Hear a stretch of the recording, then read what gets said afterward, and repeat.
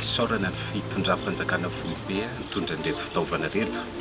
Ho anay manokana aty amin'ny faritra Atsinanana izay atao hoe anisan'ny vavahady idirana eto Madagasikara ihany dia efa nisy ny fiomanana izay efa natao, efa nisy ny fivoriana niarahana nanakanana an'ilay komite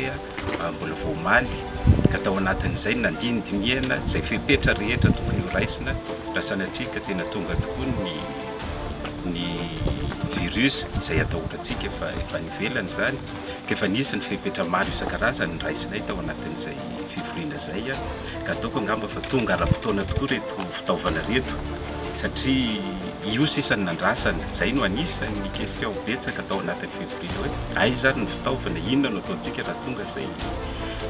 virus izay ka dia raisina tokoa reto fitaovana reto ary tonga amin'ny fotoanany ihany tokoa. be-Toamasina moa zany dia ny ety amin'ny aéroport izay atao hoe aéroport international dia eo ihany koa ny eo amin'ny port be-Toamasina izay idiran'ireo sambo avy any ivelany ihany koa ka ireo zany mitsinjarana ny fitaovana sy ny fanafody izay tonga eto. Voalohany angamba dia misaotra rehetra misaotra fitondram-panjakana namin'ny an'ireto fitaovana izay entina iarovana sy faritra Atsinanana amin'ity amin'izay mety hiaviany ity valanaretina coronavirus ity zany sy entina iarovana koa mba tsy hidirana satria raha amin'izao fotoana izao rehefa avy izy moa ny santé nanomboka tamin'ny 27 fa nisy réunion d'organisation entre anaty Ministère santé foana fa misy fivoriana sectoriel miaraka tamin'ny tokona hektaram-panjakana fa omaly no vao multisectoriel izy dia efa nisy zany fitaovana efa nanana Ministère amin'ny fahasalamana izay efa napetraka amin'ireny centre d'isolement sy any amin'ny CHU fa reto zany tena anampy bebe kokoa amin'izay satria misy distrika 7 ato anatin'ny faritra Atsinanana izay mifandray be amin'ny ville ny Tamatavy dia misy hoaterina ihany izy ireo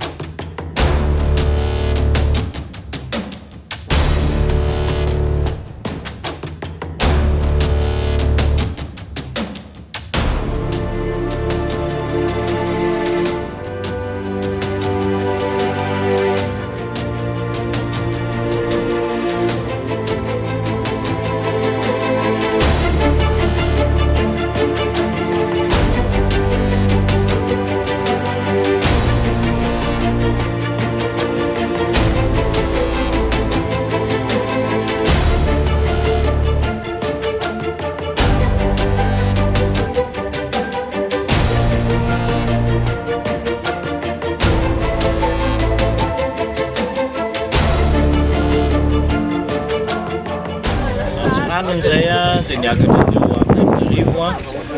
nakan'ireo ny entana irovantsika amin'ny coronavirus amin'ny serana piaramanidina sy ny serana tsambo ny firenena Malagasy dia ireo ny matériel sy fanafody rehetra anaovantsika ny prépositionnement zany hoe ny arovantsika ny serana piaramanidina antsika sy ny serana tsambotsika eto à Sainte-Marie miaraka amin'ny Ministère ny santé sy ny mpiara-mombona antoka isan-karazany toy ny OMS sy ny maro isan-karazany tsy voatanisa eto miaraka amin'ny fanaviany tafika malagasy sy ny gouvernemental. Sana ivelany dia nahazo fanomanana fitaovana entina iomana amin'ny ity aretina coronavirus ity ka dia ny komite moa zany zao dia vonona hiatrika izay zavatra zay. Entiko moa zany ny médecin inspecteur eto Sainte-Marie zany sy ny soutenir ny OMS dia samby eto daholo ny tafika zany ka dia vonona zany hiatrika izay fiatriana izay aretina mipetraka misy.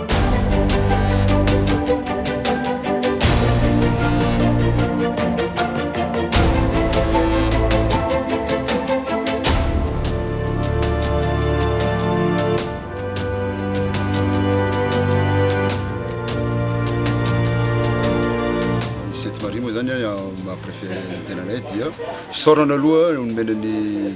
fitoram-panjakana zay taritiny filohan-drenirana jeune sy ny gouvernemanta nandefa reo fanafody tonga eto Sainte-Marie zao hoe sy fitaovana entina hiatrehana zay tranga fisehon'ny coronavirus zay. Ny risque zéro moa dia tsy misy fa ny zay vonona no tsara indrindra hiatrehana zay zavatra zay. Ka eto zany dia isaorana ny fitoram-panjakana nanome ireo fitaovana. Zay eto Sainte-Marie moa zany efa misy comité nitsangana tamin'ny Tondasa zay niarahana tamin'ny OMS tamin'ny fomanana aretina mifindra mety azo amin'ny fifamoivoizana amin'ny avion na amin'ny seranatsambo zany. Zay comité zay zany dia efa misy lamina mipetraka zay taritin'ny préfecture moa zany sy zareo amin'ny médecin inspecteur amin'ny fahasalamana sy ny membre rehetrarehetra ny APMF sy ny rehetrarehetra zany ary ny tourisme sy ny transport. Ka io comité io zany dia efa niasa rehefa misy simulation natao amin'ny fiatrehana zay aretina zay. Ka zao fa tongavan'ny fitaovana avy any amin'ny fitoram-panjakana zao zany dia vao maika mankahery sy mametraka zay efficacité na fahavononana zay comité zay hiasa.